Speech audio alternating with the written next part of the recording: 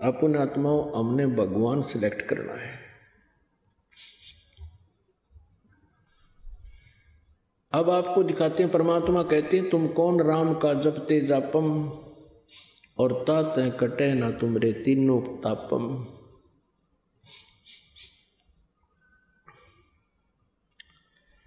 अब गीता जी अध्याय नंबर 7 के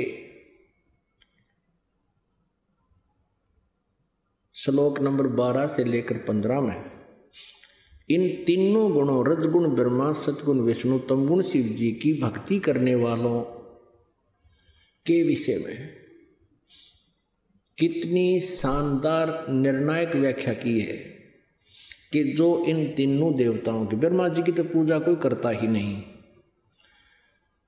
ज़्यादातर श्री विष्णु जी और इनके अवतार श्री रामचंद्र जी, श्री कृष्ण जी की ही पूजा करते हैं, और या फिर भगवान शंकर की इनके साथ साथ करते हैं। अब इन तीनों की भक्ति हमने करनी चाहिए या नहीं, इसका निर्णय भी सदग्रंथ ही देंगे। जैसे श्रीमद् भगवत गीता जी अध्याय नंबर 16 के श्लोक नंबर 23 में कहा कि वो शास्त्र विधि को त्याग कर मनमाना आचरण करते हैं, उनको न तो सुख होता है न उनको कोई सिद्धि प्राप्त होती है और न ही उनकी गति होती है, यानी यूजलेस, व्यर्थ। फिर 24वें श्लोक में कहा है 16वें अध्याय में कि इससे तेरे लिए अर्जुन कर्तव्य और अकर्तव्य की व्यवस्था में सदग्रंथ ही प्रमाण है, यानी सदग्रंथों में, शास्त्रों में जो लिखा है उसको फाइनल मानना, किसी की लोक वेद पर विश्वास मत करना। अपन आत्माओं, अब आप जी के रूबरू वो व्याख्या करते हैं जिसमें हमारे सदग्रंथ पवित्र श्रीमद् भगवत गीता जी इन तीनों गुणों रजगुण ब्रह्मा जी, सतगुण विष्णु, तमगुण शिव जी के पुजारियों के बारे में क्या कहा है, इनको क्या उपमा दी है। अब अपने सदग्रंथ पढ़ते हैं हम। एक विशेष रजाकरी परमात्मा ने हमें शिक्षित किया, शिक्षित करके अब सदग्रंथों का खजाना हमारे सामने खोल दिया। सदग्रंथ सत्य हैं, वेद कतेब झूठे नहीं भाई, झूठे हैं जो समझे नाही।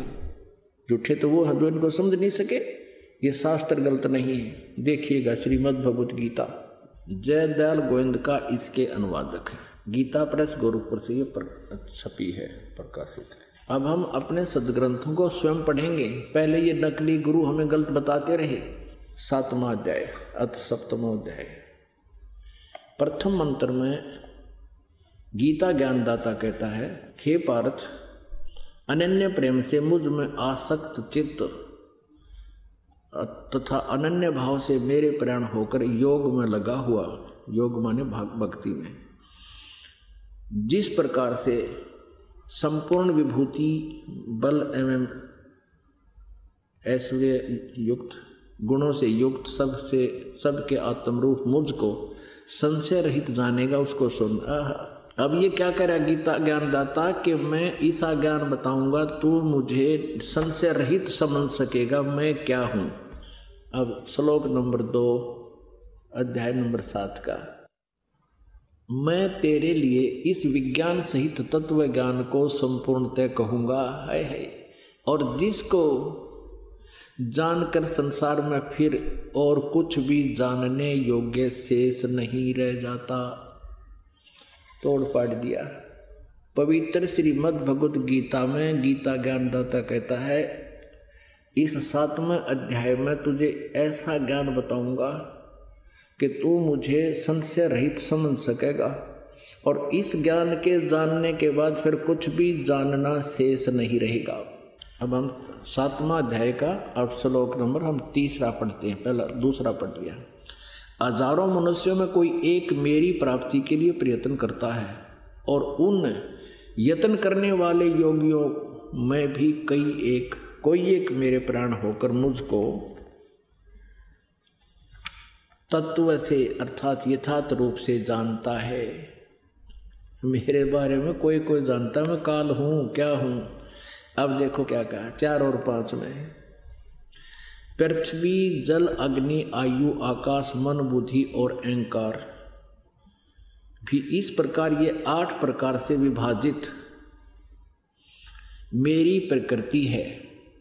यह 8 प्रकार के भेद वाली तो अपरा अर्थात मेरी जड़ प्रकृति है। आगे देखो, हे महाभावो, इससे दूसरी को जिससे यह संपूर्ण जगत धारण किया जाता है मेरी जीव रूपा परा अर्थात चेतन प्रकृति जान, ये दुर्गा है। ये तो 8 प्रकार की तो इसने बता दिया, ये जल अग्नि वायु आकाश मन बुद्धि अहंकार, ये तो 8 प्रकार की है। और इससे दूसरी ये तो जड़ प्रकृति है, और इससे दूसरी को जिससे यह संपूर्ण जगत धारण किया जाता है मेरी जीव रूपा यानी परा चेतन प्रकृति जान, ये दुर्गा के बारे में कहा है। इसी अब यहाँ प्रकृति 2 होगी, ये ध्यान रखना। और इस प्रकृति के बारे में दुर्गा के बारे में शिव पुराण और दुर्गा पुराण में भी यही प्रमाण है। अब हम आएंगे गीता जी अध्याय नंबर 7 के अब 11 में। ये देखिएगा अध्याय नंबर 7 का अब 11। हे भरत श्रेष्ठ, मैं बलवानों का आसक्त और कामना से रहित बल हूँ। बलवानों का बल यानी सामर्थ्य हूँ और सब भूतों में धर्म के अनुकूल शास्त्र अनुकूल काम हूँ। अब 12वें को हम पढ़ेंगे 7वें अध्याय का, अब 12वां श्लोक पढ़ेंगे। और भी जो सतोगुण से उत्पन्न होने वाले भाव हैं और जो रजोगुण तथा तमोगुण से उत्पन्न होने वाले भाव हैं उन सबको मुझसे ही होने वाले हैं ऐसा जान, परंतु वास्तव में उनमें मैं और वे मुझ में नहीं हैं। पुण्यात्माओं, ये पवित्र सदग्रंथ जो है श्रीमद् भगवत गीता जी, इसमें 2 प्रकार का ज्ञान है। 2 प्रकार का कैसे है?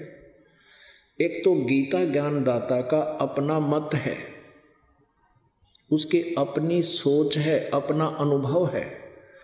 और दूसरा ज्ञान है वेदों का। ये चारों वेदों का सारांश है, यानी कोड वर्डों में अधिक जानकारी है श्रीमद् भगवत गीता में, और चारों वेदों का एक संक्षिप्त रूप और निष्कर्ष रूप है ये ज्ञान है। अब इसे स्थान स्थान पर गीता ज्ञानदाता कहता है ये तो मेरा मत है, यानी मेरी सोच तो ये है, और बाकी जो ज्ञान ये दे रहा है वो वेदों वाला दे रहा है।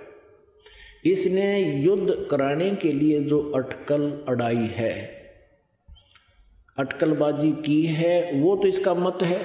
जैसे दूसरे अध्याय के गीता जी के 37वें और 38वें श्लोक में ये कहता है कि अर्जुन तो युद्ध कर ले, युद्ध के लिए खड़ा हो और लाभ हानि भूल कर, लाभ हानि को भूल जा, जय पराजय की भी इच्छा मत कर, तो युद्ध के लिए खड़ा हो जा। ठीक है।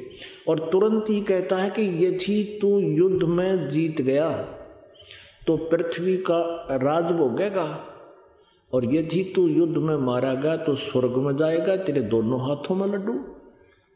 ये अटकलबाजी का ज्ञान, दोगला ज्ञान,